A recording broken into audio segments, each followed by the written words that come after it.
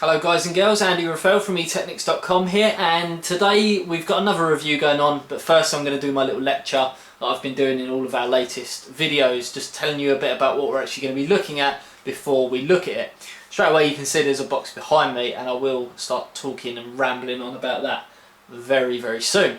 But firstly, just want to talk about Intel. That's the whole point of this video really, it's all about Intel.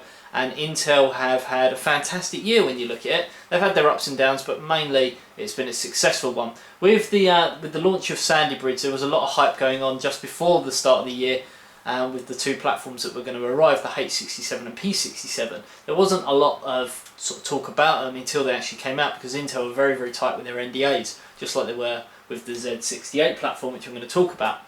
Well, basically, if you wanted a Sandy Bridge processor, we all know that they have a GPU actually built onto the processor itself. So H67 utilised that factor that you had a GPU built into the processor, so you didn't need a graphics card. It didn't even use a chip on the motherboard. It was all sort of based off the processor and just ran through the H67 chipset to give you that sort of level of graphics. But if you didn't want the onboard graphics, but you still wanted to sort of utilise Sandy Bridge because of its performance, that's where the P67 platform came from. And we actually looked at the P67 UD5 a couple of days ago, and what a fantastic board that was. That was from Gigabyte, just like this one is behind us, and it basically showed, especially when comparing it, sort of putting it together with an i5, we saw some fantastic results. We actually managed to get 5 GHz out of an i5 2500K, so we were really pleased with that, and even the benchmarks at stock were really fantastic. And it had all the features that anyone could ever want in regards to sort of the ability to put in multi GPUs and things like that, and the SATA performance. Obviously there was some problems when it comes with SATA with the P67 boards. Sandy Bridge really had a few problems with that, and as we all know, that's where the B3 revision come along. But that's sort of been put into the past now. There was a lot of companies jumping up in the air and sort of saying, we are going to rectify the problem. If you have bought one of the earlier revisions, send it to us and we will rectify it by supplying you with a B3 instead. So they handled it really well. So H67 is for your onboard graphics on the processor. P67 was the sort of performance side of things. Next up we've got Z68, which Intel are very tight about their NDAs. So it's actually quite thankful that we can now speak about this and tell you what it's all about. Now Z68 is in a way a sort of platform that combines the H67 and P67 chipsets, because there are some boards out there, this one isn't included, that you can actually have your onboard graphics as well as the sort of performance side of things, and that would be like the Gigabyte Z68 UD5 and things like that. So check out some of the reviews on that. Hopefully we'll be able to sort of tinker with one of them boards in the near future. But for now we've got one that's really aimed at sort of the performance market, which is the Z68X UD5 B3. So straight away it's a B3 revision, just in case there's any confusion. It has got all the SATA problems sort of rectified. Now with this board, it does utilise all the features of Z68, which we will talk about, because there are some fantastic new features that Intel have actually implemented into the chipset, as well as having all the performance of the P67 platform, and just basing it off of what Intel have already had with their successful products this year. They've just implemented into this and made it a little bit better. So firstly, I want to talk about the box. So we always sort of look into what the box is, so you know exactly what you're buying before we even sort of have a look. So what I'm going to do is take the camera off the tripod, show you around the box and everything. You can see what it's all about, and then we'll unbox it and have a look at the motherboard itself. So let's take this off of here. Right. So some lovely autofocus going on there. Right. So this is the Z68X UD5 B3, as you can see, and it follows the same sort of styling that we've seen on Gigabyte boards in the past on the box. You get like a sort of shadowed view of the actual cooling on the board, and it does follow the same styling that we actually saw on the P67 UD7. Now we can see there's a massive Z up here because obviously it's a Z68 chipset, and it just really sort of showers you in features here. We can see one of the main features that we will be looking into a little bit later is the touch BIOS hybrid EFI technology. As we know, Asus have got their UEFI BIOS, and it really seems to work. Well, Gigabyte have sort of branched out into that area. And you can see that it's NVIDIA SLI ready. It's got 20 phase power, and the UD7 has actually got 24 phase, so if you are wanting a little bit more performance, then maybe that's the one to go for. But it will give you an idea by looking at this board as to sort of how the UD7 is going to be based as well. It has the ultra durable 3, which Gigabyte always ramble on about, and loads of great features down here as well. The USB power, USB 3, SATA, ATI Crossfire X, dual BIOS, and up here it does give us the unlocked performance with Intel K SKU CPUs, which we will be using. We'll be using this with a i5 2500K and an i7 2600K, and we're going to be overclocking it and sort of comparing the benchmarks compared to the two chips at stock and at overclock. So you'll be able to see all that on etechnics.com. So if we just turn this box over, we can show you the back, which is where you always find mass amounts of information. So straight away you get a sort of diagram picture of the board, and it just lists through. It has the 20 phase CPU power VRM design, what processor support it's got, and all the main features that you'd expect on a board of this caliber. As always, they always talk about the onboard acceleration 333, 20 phase power once again, and just all the main features. Now there is one thing that I need to point out. On here it does say that it has three-way SLI and three-way graphics. Three-way graphics, yes it does. It has support for Crossfire X, three-way Crossfire X, but it only has support for two-way SLI. It's actually an error on here, and some of the boxes were actually listing that it had 24 phase power. Luckily they've rectified it on this one. It is 20 phase, but only two-way SLI. So please just be warned of that if you are looking at buying this board and you're looking at getting 3 NVIDIA graphics cards in SLI. It's not going to work. You are going to have to go for the UD7 as opposed to the UD5. So that's really it for the sort of the box, the front, the back, and so forth. So I'm just going to open it up now, which is always tricky when you've only got one hand, because obviously I'm holding the camcorder in the other. So I'm just going to put the camcorder down so you can actually not be here for half an hour waiting for me just to get a box outside of a box. Right, so inside, generally Gigabyte sort of give you a twin box, which is sort of one part of the box would be a windowed sort of area that shows off the motherboard, and then the other part of it would be your accessories. But this is just a plain white box, nothing sort of special really. So if we open this up, a lovely autofocus kicking in again. I'm just going to turn this on manual focus so it doesn't keep going out of focus, because it's getting really annoying. Right, so accessory wise we get a driver installation DVD, but we always advise you to go onto the website to get the latest information, the latest drivers, guides and so forth, because they are always up to date.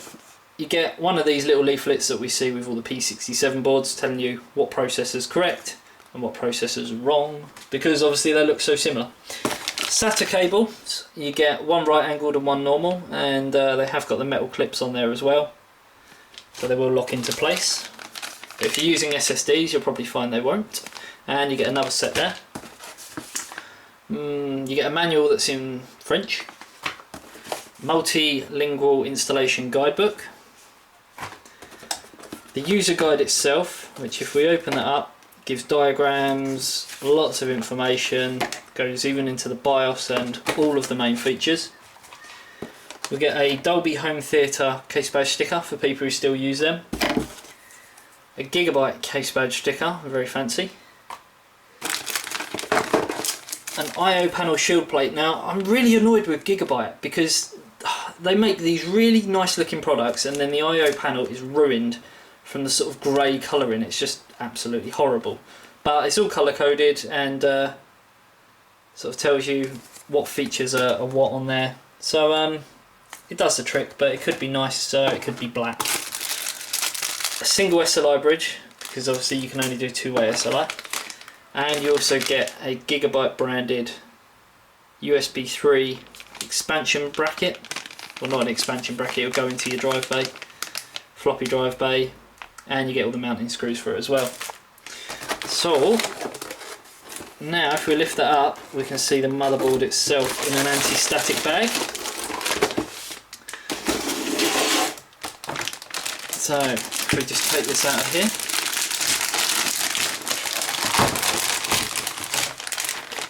once again I'm going to have to try and do this one-handed. A lot easier than trying to get it out of the box, I will admit. And this is the motherboard itself. So what I'm going to do is I'm going to clear everything away here, and we can focus just on the motherboard, and we can look at its features, its colour scheme, and then we can look at some of the other main features, including the BIOS, the touch BIOS, and how the performance is on this as well. So I know you're probably all drooling over this at the moment, but I am going to cut you short so I can clear up this mess of manuals and connectors and cables and accessories, and then we'll have a proper look at the Gigabyte Z68X UD5. Okay guys, we're back, and now we're going to talk about the actual motherboard, and the first thing you're going to notice is the colour scheme. It's really nice that Gigabyte has stuck with a black colour scheme, and it's got sort of blue accents on the edges of the cooling, which is really, really nice. It is one sexy motherboard, if I do say so myself. So let's start off with the cooling actually. If we move this board around, we can see the 20 phase power over here around the CPU socket. We can see that the cooling goes down here. It's got the 5 there to denote that it is a UD5. We just zoom into that. So you can see straight away that it is a UD5. Over here the heat pipe comes down into the ultra durable, which will be going along into this heat pipe and over this. So I think the colour scheme straight away is really, really nice with these blue accents. If you can hear a dog in the background, by the way, it's my neighbour, and it's really, really annoying when you're trying to do filming and stuff, because obviously we try to add a bit of professionalism to our reviews, but with a barking dog in the background it gets bloody annoying. So sorry in advance. So taking a look at the CPU socket, same sort of layout as we've seen on all previous boards, with the pins. So nothing really spectacular there, and with all Gigabyte boards these days they do list some of the main features here, which is the Dolby Home Theatre, NVIDIA SLI, Serial ATA 6 and ATI Crossfire X. So nothing really too spectacular there, but as said, if you do want 24 phase, you're going to have to go for the UD7 because the UD5's only got 20 phase.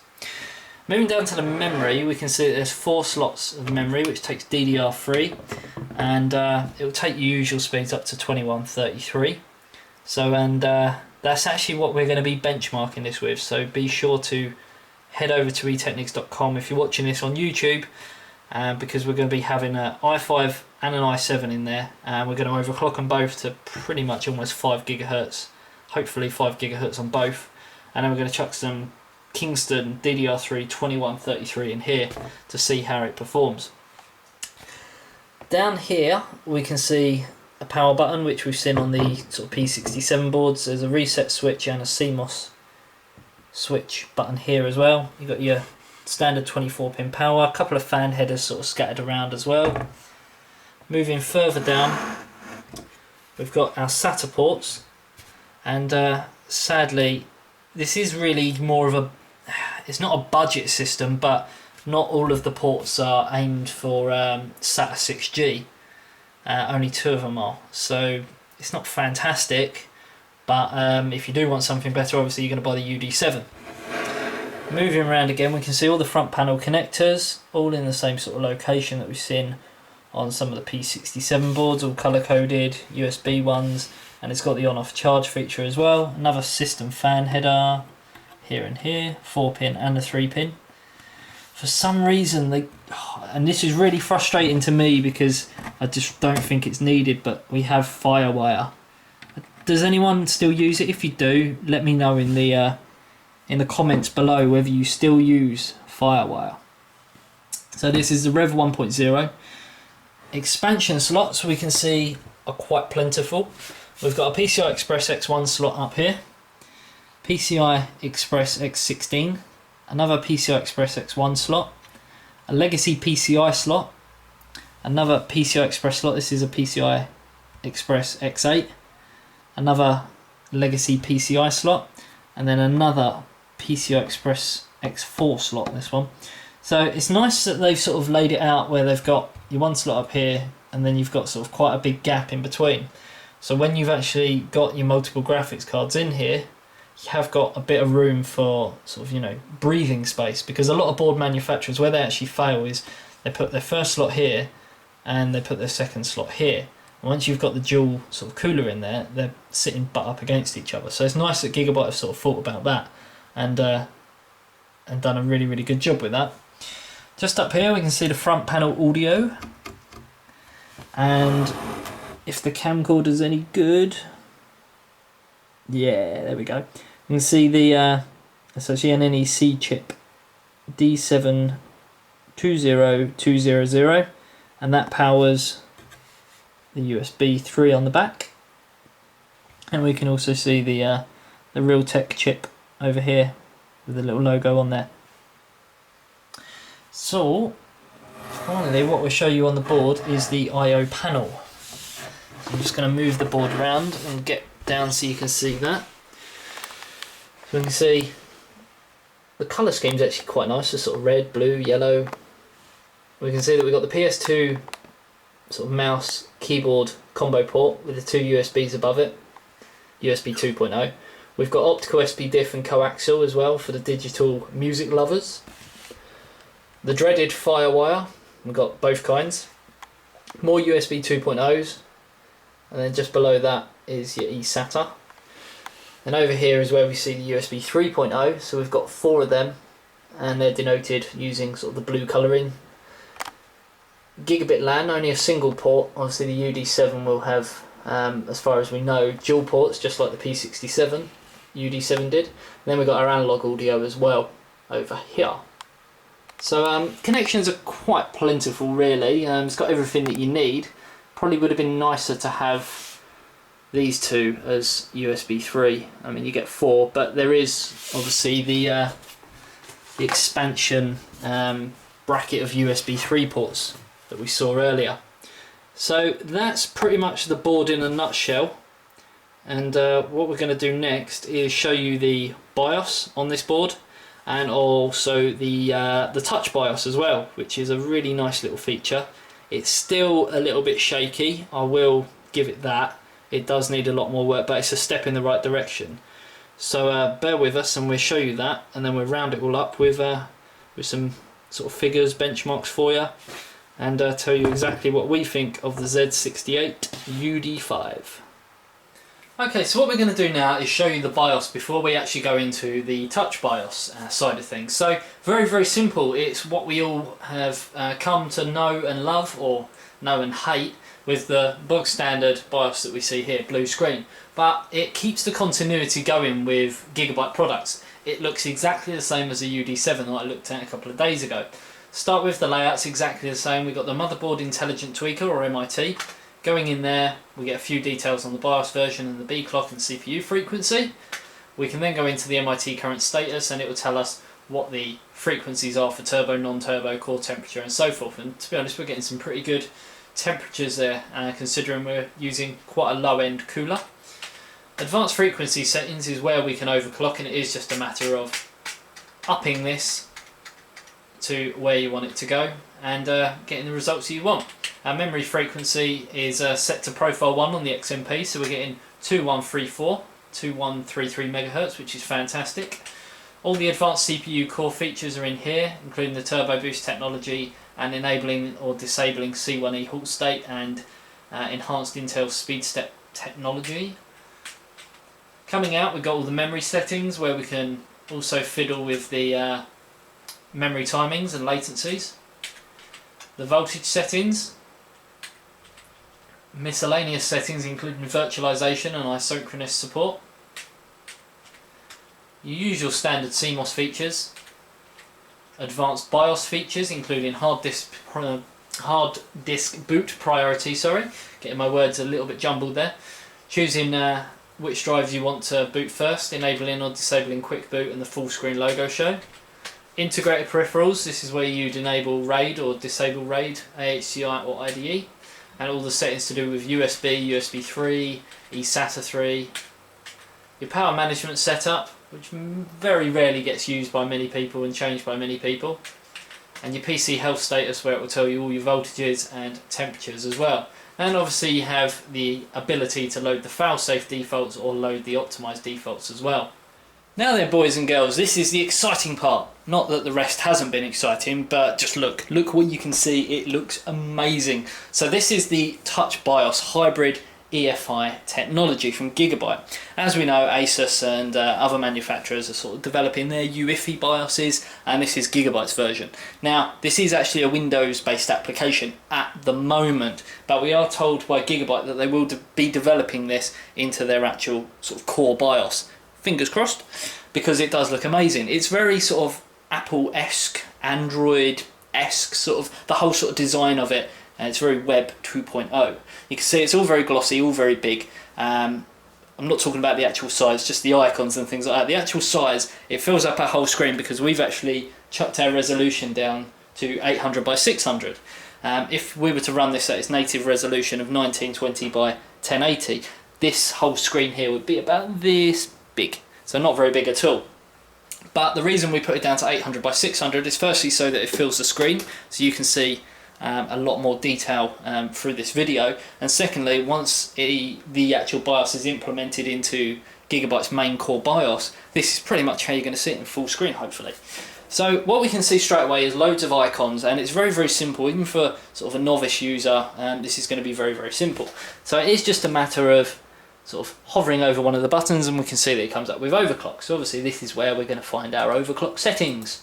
So let's go in here because we're all excited about this. We can see that we're on the latest BIOS, F5C, and this is pretty much what we see in the standard BIOS. So if we go to MIT current status, we can see that it tells us how many cores we've got, what the turbo frequency, non-turbo, core temperature, what DIMMs and how big they are, and so forth. So all the information that we'd see in the standard BIOS, all in a Windows-based GUI interface, and I'll have access with a mouse. So if we go back to the other screen, we can then go into the advanced frequency settings, and for some reason it's actually listing it as 0.00 gigahertz. So I think there's definitely an update to be had, but we are on the latest sort of core BIOS at the moment. So we are going to have to speak to Gigabyte to find out what that's all about.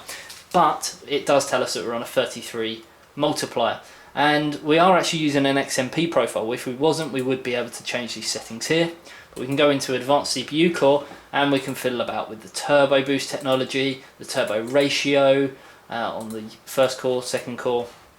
So straight away we can overclock in Windows basically. So if we go back to this screen, we can also fiddle with the memory. So we can disable the XMP profile, leave it on profile 1 or profile 2. We're using profile 1, which is the Kingston DDR3 2133 MHz, which we are doing all our tests with. Fantastic memory as well. Thank you, Kingston. Advanced voltage settings is exactly that. We can change the settings for the CPU and the DRAM voltages when we're overclocking. And then finally we've got miscellaneous settings. In here we generally see the CPU virtualization, but for some reason it's not showing up. So this is, it's got the right idea, but there are a few things missing. If we go out, we can then go to the second one, which is the boot disk, and there's not really a massive amount of settings in there. There's the delay for the hard drive. We've also got this bit down here, which PC status. We can either click on that, or we can go back and we can check the PC status there, and that just tells us the vCore voltage, the DDR voltage, the fan speed, temperature, and so forth. But other than that, we get the App BIOS utility, which if we click on that, it will open up the App BIOS utility, so we can update our BIOS. So nice and simple steps here. And we've also got this, which is Quick Boost, which we will talk about. It sort of coincides with the overclocking. I'll talk to you about that in a minute. We also get integrated hardware, which is the next tab along. That tells us that we're using a RAID configuration, because once again, thank you Kingston, we're using some Kingston SSD now V+100 96GB drives in RAID, and that just goes for all your integrated hardware. And then we've also got power management, so ACPI suspend type, and loads of other little features that you can just sort of, drop downs. It's very, very simple stuff. And then we get load optimized defaults, and you can also set a supervisor password if you so wish. So quick boost, what's that all about? Before we actually go into that, I want to show you that you can actually modify the icons, and you can also take a snapshot instead of generally when we record BIOS and things like that, when we're taking photos for our reviews. It is literally trying to, what you'll see now on the video, you can see sort of the edge of the screen and a bit of the backdrop and that. It would be nice just to get the whole screen, and that's what we can do with this. We can just take a snapshot and save it as a JPEG file or whatever you wish. So let's look at the quick boost technology. Opening that up, it does reveal this very simple set of buttons really, and it tells us that we're on a 3.3 gigahertz processor. It's a 2500K, and it tells us that the B clock's at 100.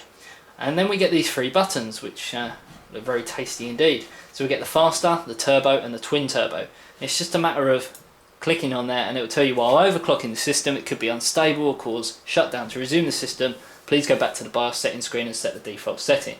And all you do then, you can restart now or restart later. It's that simple, and that will clock it up to 3.50 gigahertz.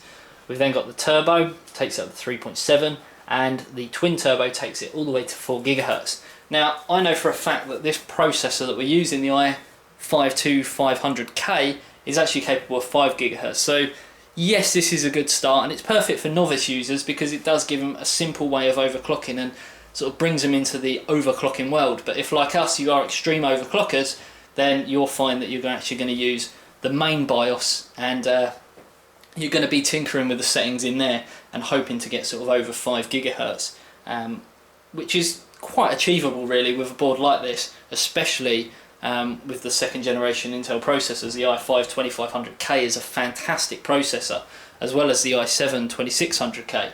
So we were able to get 5 gigahertz no problem at all with the i5, even on sort of air cooling. Even if you wanted, you could do it on stock cooling, but we don't really advise it.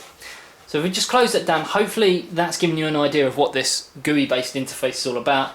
And once you actually change the settings, you just click the Save CMOS button down here. You can close the application, you can get help with the application, you can open up the live update, and you can also get information. So there's a very vast amount of information here, and it's very simple. The only downside really is that it's still in early stages of production, and we think that they should have developed it a little bit more before it was released to the general public.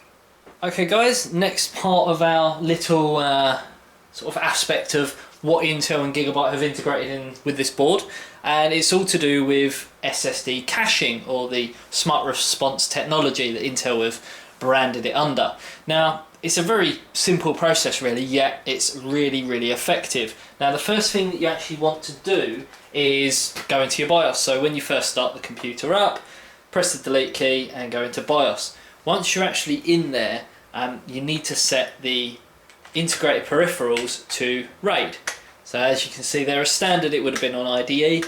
We're already using a RAID setup, so we've just kept the settings and we've changed over the hard drive. So you just want to make sure that it's in RAID XHD mode. Once it is, you can then continue on to the next step. Okay, so the next step really is, as anyone knows, is to just really install Windows. Now what you actually want to do is you want to install Windows onto your mechanical style hard drive. So as you can see here, we've got two disks.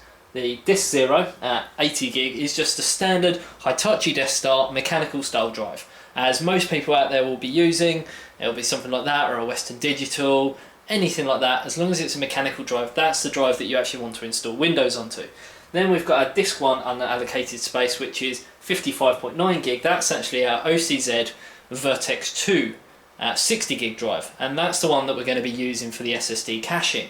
Yes, it's a little bit overkill because it is 60 gig, and of course if you had a 60 gig drive you could probably just install Windows on that and be done with it, but we're actually looking at just showing you the performance and showing you how easy this is to set up. So all you want to do now is start installing Windows onto your normal mechanical style drive. Okay, so now that we're booted into Windows, this is a fresh install of Windows 7 Professional 64-bit. You can see that the only things that we've really got installed are PCMark Vantage, and then there's the AMD drivers for our 6850 that we're going to be using for all our tests.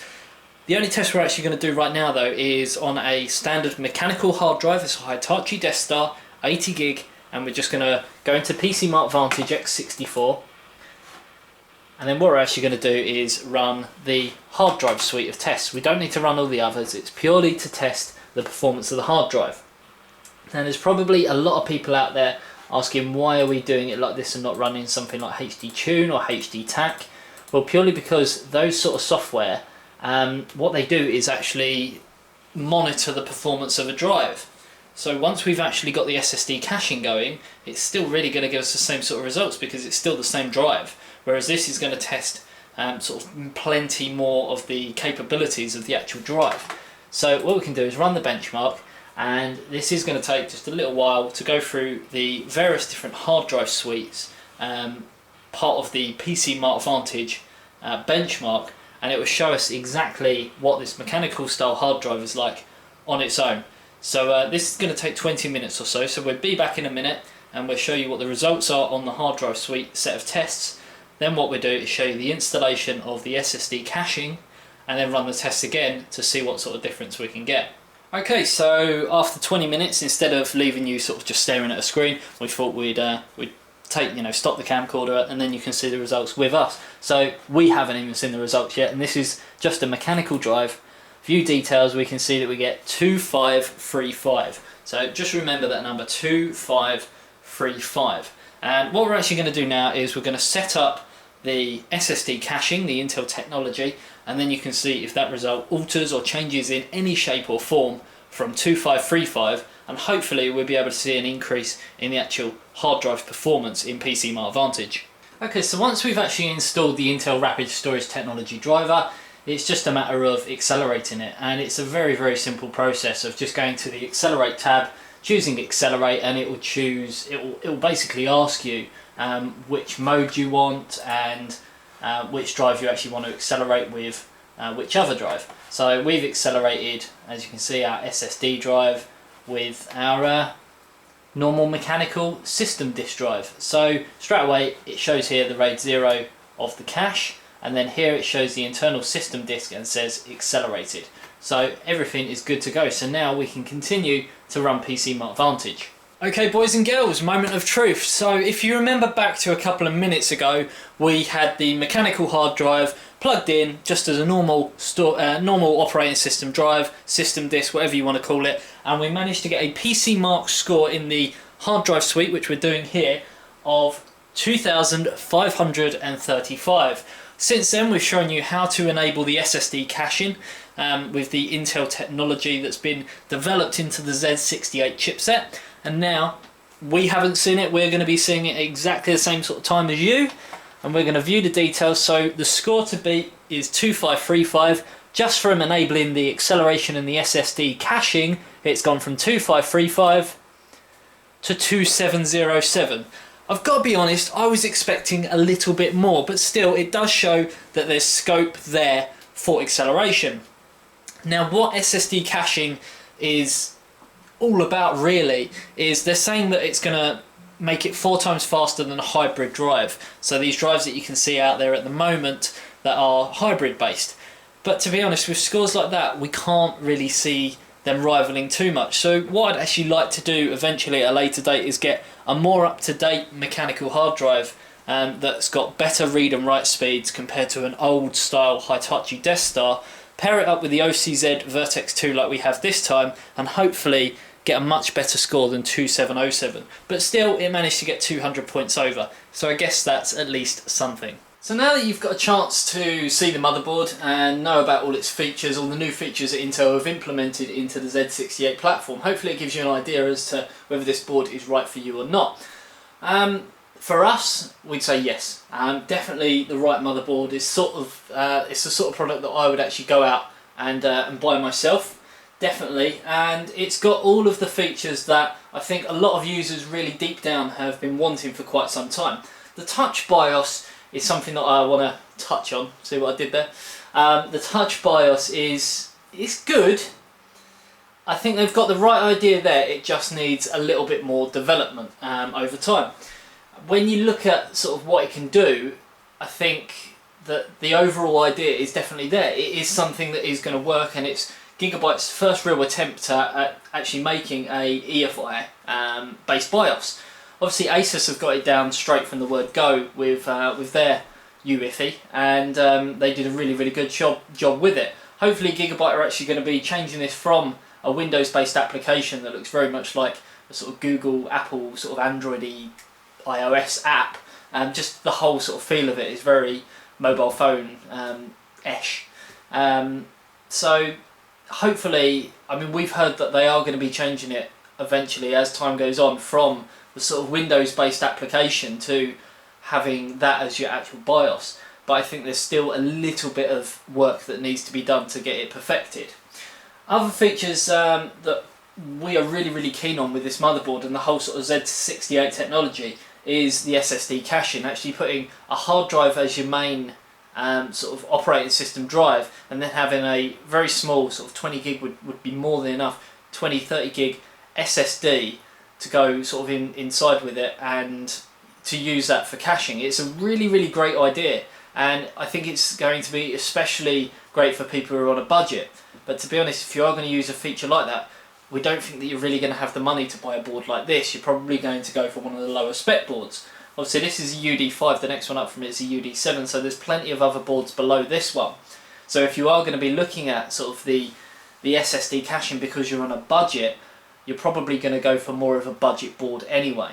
Obviously you may have all of the components already apart from the motherboard, and you are literally waiting on a board like this. So it may be a matter of you're just going to upgrade to this board and be done with it, and obviously you're going to be in a really great situation at that point. But it all depends on what type of user you are, what you're going to use the motherboard for, and the sort of price banding that you're considering with it. We've been told, because obviously we're filming this before the launch, we've been told that this is going to retail for around £225. What we'd suggest is to go over to scan.co.uk on the launch, and they should have all of these motherboards, all part of the Z68 series, not just the UD5, but all the other ones in the Z68 series from Gigabyte. They should have them in stock and ready to be shipped out if you want next day delivery. So overall, we're really pleased with the results that we actually got from it, especially with the overclocking, because we did manage to put the i7 2600K and the i5 2500K, and the i5 we got 5 GHz. The i7 we're still sort of tinkering with it to get it 100% stable, but we're looking at anywhere from 4.8 GHz to 5 GHz, which is still fantastic for a processor that's got 4 cores and 8 threads, as opposed to the i5's only got 4 cores, 4 threads, so we were able to get slightly better results with a lower voltage on that. Obviously, if you are going to be using Crossfire, this board's going to be fantastic for that because of the three-way support for Crossfire. SLI, you are going to be looking at the UD7 if you're looking at obviously three-way SLI, because this will only do two-way, and that is one of the main differences, because if they added the three-way SLI support onto this board, you are going to sort of have the problem, and Gigabyte are going to have it from a marketing point of view, of why would anyone buy this board over the UD7 and vice versa if they are very similar. So they've had to cut down on a few features just to separate the models into sort of different ranges, especially when it comes to the price point. The cooling on it is fantastic. It's the same cooling that we saw on the P67 UD7, and we were really pleased with the passive cooling then and the way that it works. Being 20 phase, it does give sufficient power, especially when overclocking, but obviously if you want a little bit more get up and go, you are going to be looking once again at the UD7 Z68 board. Other than that, we are really pleased with it. I would have liked to have seen more Serial ATA6 connectors on it, but once again, it's a matter of buying the UD7 if you do want that extra functionality. And there is one other thing that I was strangely disappointed with. Well, not disappointed, because I'm probably never going to use it because of the type of systems that we build here. It's not something that we'd really rely on having integrated graphics. But when we first heard about Z68, we was all, myself included, and the rest of the world were all under the impression that it was going to be a cross between H67 and P67. So you're going to have the integrated graphics as well as the overclocking potential and performance. But this board doesn't give that. It really is just an updated P67, and to be honest, we can't see a mass amount of difference between this and the P67, apart from obviously the Intel caching and things like that. So yeah, there are a few other little features, but if you can get a P67 cheap, something like a UD5 or UD7, you may actually be better off going for that. But if you're like us and you want the latest and greatest technology, then obviously Z68 is a way to go, and of course you do get the touch BIOS, which is going to be something fantastic. And over time, hopefully Gigabyte are just going to bring out the BIOS updates, because the board is already ready and supported for touch BIOS, so hopefully it is just a matter of sort of developing the BIOS and having it as an easy update through the app BIOS utility that Gigabyte supply off their website, and you'll be able to just revert to that and start using that technology straight away. Hopefully this answers all the questions that you had out there, but obviously if there are any questions that you need to ask, because we've got this board here, because we've tested it, we've benchmarked it, and we did get some good results from that as well, we can answer any questions that you may have in regards to the performance, the technology, the new features that Intel have integrated and developed into the Z68 chipset, and hopefully it will give you more of an idea as to whether this is the right board for you or not, or whether P67 is still the way to go. But bear in mind that the P67 high-end series motherboards are going to become end of line soon, because obviously Z68 is going to take over. The real reason that we can see that Z68 is here, yes, it is here to implement some new features, but to us it's more to sort of show, yes, P67 did go a little bit wrong in the beginning, and yes, we did try to rectify it, but once a product has got a bad name, it will always have a bad name. Whereas Z68 is new, it works from the beginning. So hopefully, I think that the Intel and the partner manufacturers such as Gigabyte, Asus and so forth are trying to develop a product that has a good name from the start and will obviously help with sales, and hopefully get a lot more users buying their product and switching from AMD. With Bulldozer on the horizon, however, it is going to be a tough one, because there's going to be a lot of people out there who are going to be looking at buying this board, but there are going to be a lot of people who are in two minds between this and Bulldozer. And sadly, we can't comment on anything to do with Bulldozer due to NDA, so what we do know, we can't comment on. But it is going to be an interesting one for sure. And at the moment, it seems Sandy Bridge and Intel are winning, and they are miles ahead of AMD. But we've got a feeling that AMD might have something up their sleeve. But obviously, manufacturers like Gigabyte are going to cater for AMD boards as well as Intel. Hopefully, as I said, that answers any questions that you may have, but if you have got any more, remember to write a comment below this video. If you're watching on YouTube, remember to subscribe, comment, rate, like, whatever you do on there. And if you are watching this on etechnics.com, be sure to register, sign up to the forums. You can comment on this article below and tell us what you think and whether you'd buy this motherboard. If there's any questions you want to know about it, please let us know, and hopefully we've answered everything. Until next time, boys and girls, see you later.